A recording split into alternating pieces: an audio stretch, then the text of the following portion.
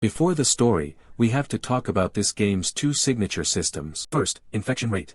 Second, character skills. Let's break them down starting with this. I can guarantee you. When you play Resident Evil, you've probably wondered, why do our characters get bitten so many times, yet never mutate? The real answer is, in the script, they cleared it without taking a single hit. Getting grabbed and scratched is just us playing badly. Meanwhile, normal people in post-outbreak Raccoon City, they'd already been drinking groundwater contaminated with TNG. So yeah, these civilian protagonists are carriers from the moment they appear.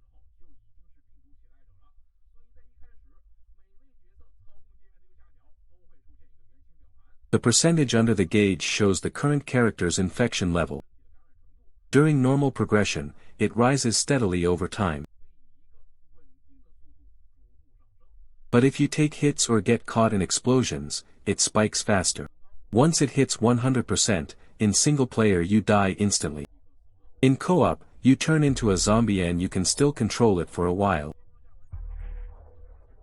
like attacking teammates or helping them.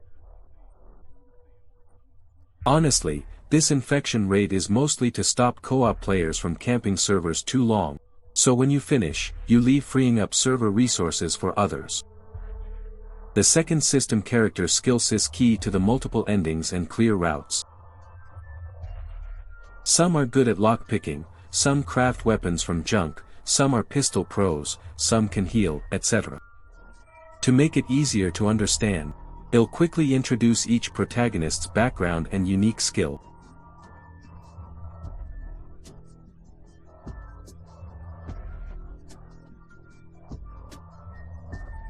He applied many times to join STR's Raccoon City, but his laid-back nature got him rejected.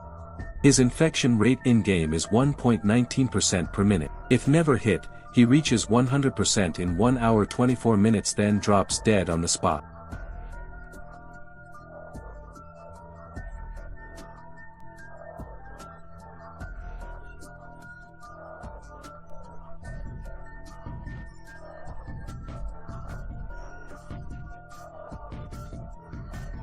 His infection rate in-game is 1.32% per minute. If never hit, he reaches 100% in 1 hour 16 minutes, then dies instantly.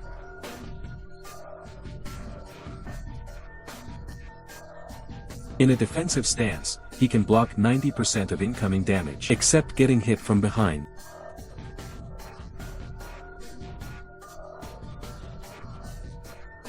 He's a regular employee at Raccoon City's subway station. You can tell from his outfit and sneakers he's a total trend chaser. His only flaw, he's ridiculously cowardly. Which is why his infection rate is the highest among playable characters. 1.43% per minute. If never hit, you die in 1 hour 11 minutes. His special skill matches his personality, he can lie down and play dead. And honestly, once he does it, it looks pretty convincing. But Capcom didn't want players bug abusing their way to the boss by crawling around forever. So sure, you can lie down, but your infection rate will skyrocket.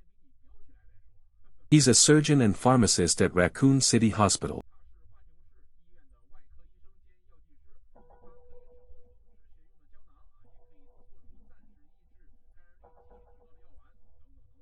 His infection rate is 1.4% per minute.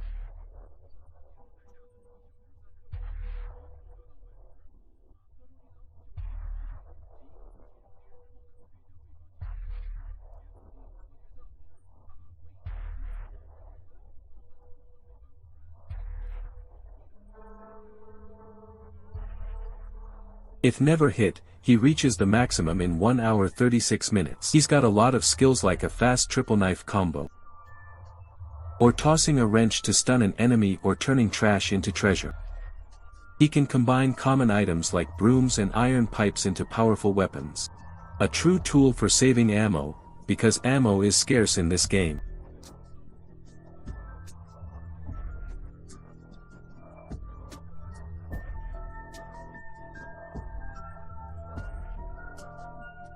And you can probably guess what's inside. Nothing too valuable. Lockpicking is luck-based too. Sometimes you try 10 or 20 times and still can't open one door.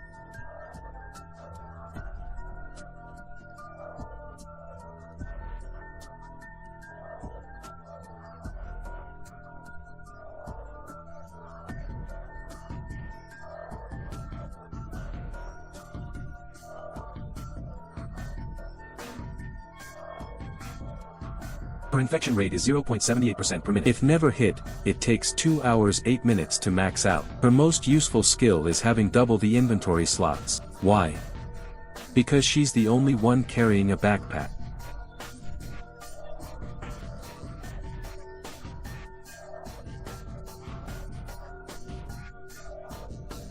Her infection rate is 0.89% per minute.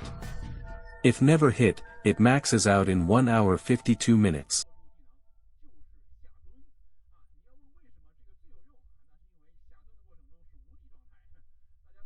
Alright, now that the mechanics and characters are covered, let's get into the story.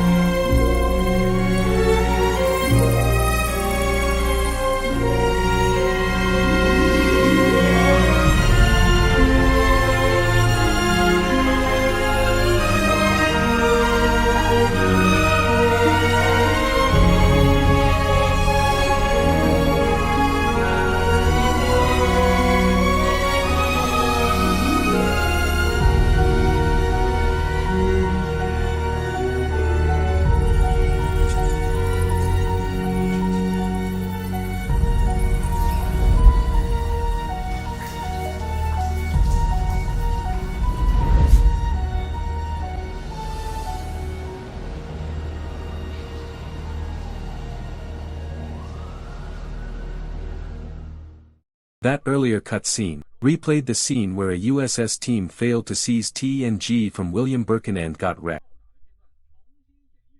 Same crew, same bulging-eyed guy, same rat brothers. Same sewers, same underground water system infecting all of Raccoon City. After tonight, Raccoon City will fall into endless panic. The game is split into several standalone chapters, and at the start of each one, you can freely choose from the characters I just introduced. Here you'll follow Capcom's default pairing for each chapter to explain the plot. First, Chapter 1 takes place in a bar called Jack's. A bunch of people are drinking, then realize the bar is surrounded by zombies. After running around, and some NPCs dying for no reason, they jump from the bar rooftop to the next building's rooftop. Then they hear a loudspeaker shouting the location of the newest shelter apartment. So the group runs from rooftops to the street overpass. They see 3 soldiers behind a barricade, trying to blow up the whole street with explosives. Of course, those guys can't get the bomb to work. So our group fixes the wiring, fights off zombies, and successfully detonates it. Then escapes the city in a car. Next, the setting is the underground lab in the Arklay Mountains. The same place Leon and Claire fought through in Resident Evil 2. The only difference is the route order. In Retwo, after Leon and Claire fight their way out of the city, They take a train from the lab under downtown to the suburban mountain facility. Then ride the train out through the mountains. But here, the protagonists enter from outside and go in reverse. they pass through a bunch of major Retwo locations. Then escape by train from the waste disposal plant above the suburban lab. That waste plant was mentioned back in Resident Evil 0. If you forgot, go check my earlier video. This chapter matters for two main reasons. First, you revisit a lot of Retwo's areas from a different perspective. And see what happened there before the main cast arrived.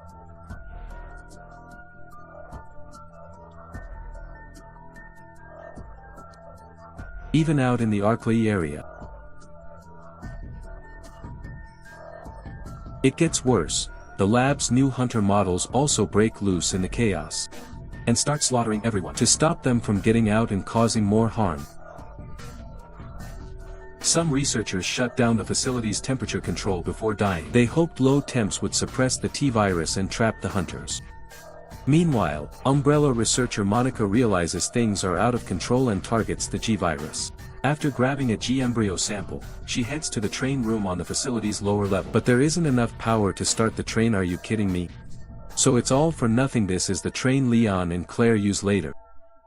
If she could just drive it away, we wouldn't even have later Resident Evil plots, right? At the same time, Yoko Suzuki's group stumbles into the lab by following the tracks from outside. And runs straight into Monica, who's panicking. And because Yoko outranks Monica, her ID has higher access privileges. So Monica pulls a gun and forces her to hand over the ID card. She wants into the control room to see if there's another train they can use. Maybe it's Resident Evil logic, maybe it's just the writing. But during the talk, amnesiac Yoko gets weirdly obsessed with Monica's G-embryo case.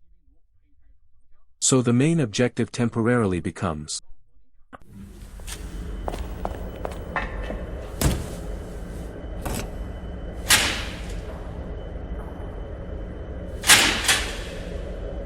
Come on, come on! It won't move! Why? Oh, give me a break! I don't believe this!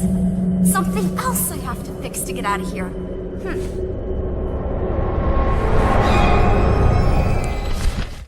No doubt, running around with a G-embryo. William Birkin is 100% chasing you down to have a baby with you.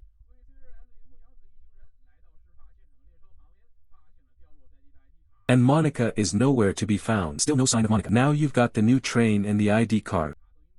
But the train's lift platform is frozen and can't return to the surface. So they use the ID card to open the temperature control room. They thaw the control switch with a welding torch's high heat.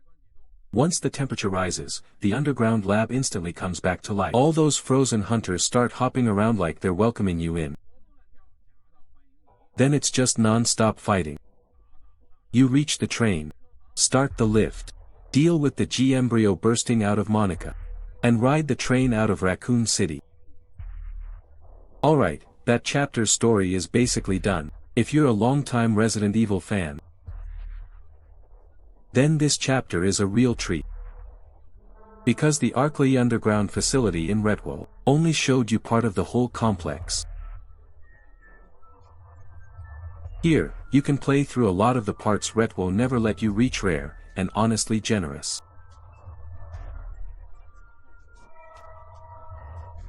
This next chapter mostly takes place at Raccoon City Central Hospital. The same hospital Carlos visits in Re3 to get the T-virus cure for Jill. There isn't much plot, just people fighting through the hospital. Then they escape Raccoon City through the massive underground pipe system. The only thing really worth mentioning is the leeches. After covering so many Resident Evil plots, have you noticed leeches basically only show up in Resident Evil 0? Yep, these leeches are a nod to ReZero, but since this is a spin-off, some of the lore details are a bit different.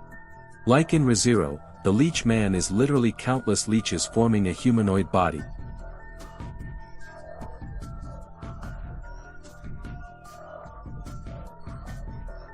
This game's version is pretty clever. You spend most of the chapter chasing the doctor who's been infected/attached. Only at the end do you finally get the key and leave. This chapter is even shorter. A group gets trapped in a hotel after the outbreak. And on top of that, the hotel owner is some puzzle-obsessed weirdo, hiding access passes inside countless contraptions. If this happened today, you dare run a hotel without an emergency exit or put a literal puzzle lock on it. I'd rip your hotel sign off on the spot. Besides that, one more thing worth mentioning. The series' only ever female hunter, which appears just this once.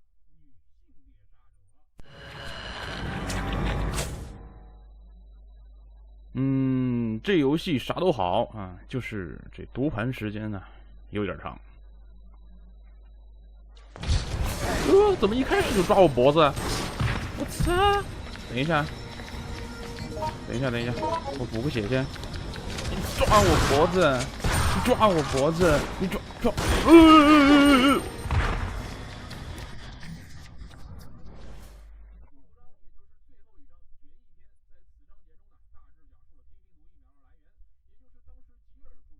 ！It turns out, among the researchers behind Umbrella's Tyrant project, not everyone wanted their lives work mass-produced and thrown onto battlefields.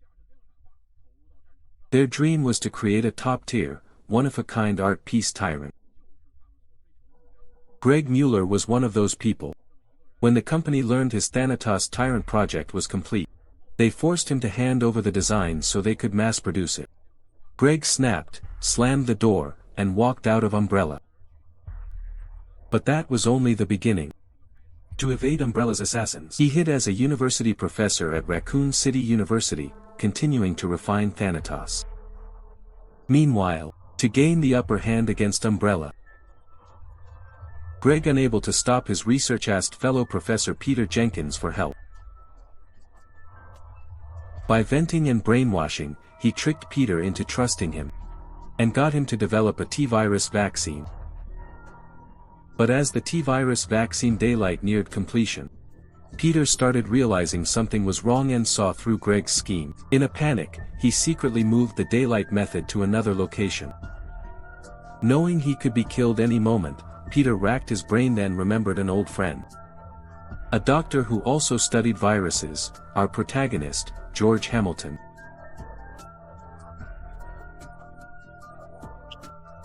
Alright, what a coincidence. George just luckily survives the hospital, like winning the lottery. Then luckily reaches this shelter. Then luckily sees a note left for him on the wall. Unreal. Just unreal. Learning an old classmate needs him urgently, he rushes to Raccoon City University and heads to Peter's office.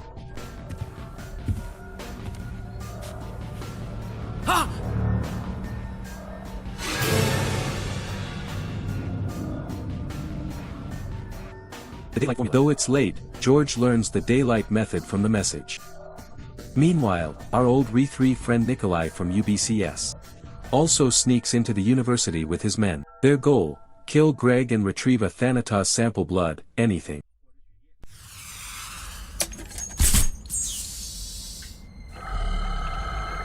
Hey, something's wrong.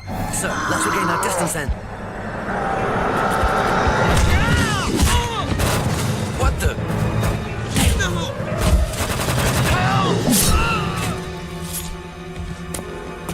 You!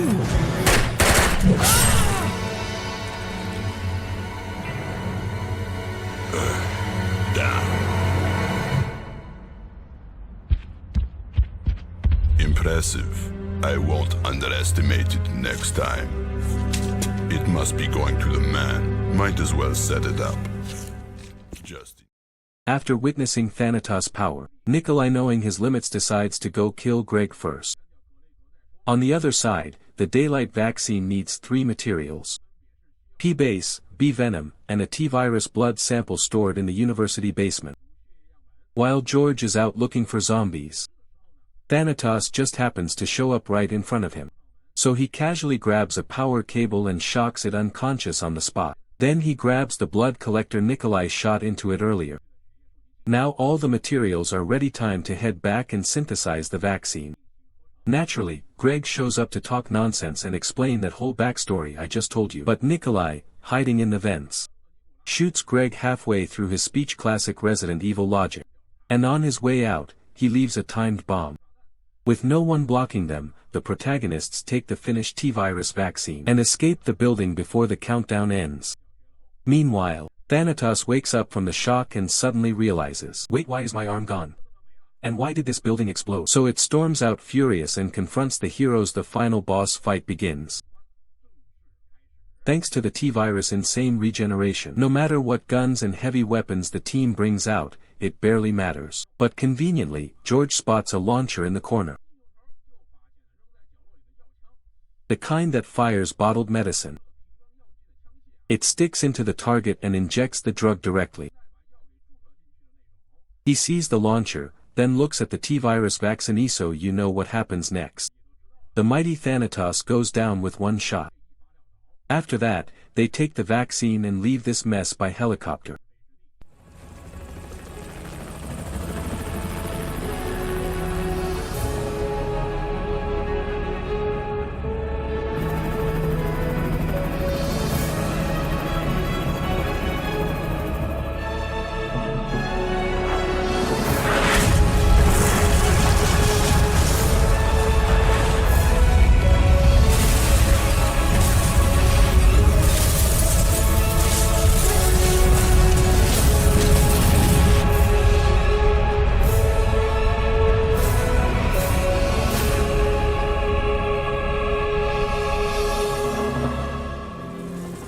Light falls upon us at long last. Much has been sacrificed to reveal the truth, and now there's no one left to hear the answer. It will be sealed and buried in the depths of man's memory. In time, this too will be forgotten. Such is the legacy of mankind.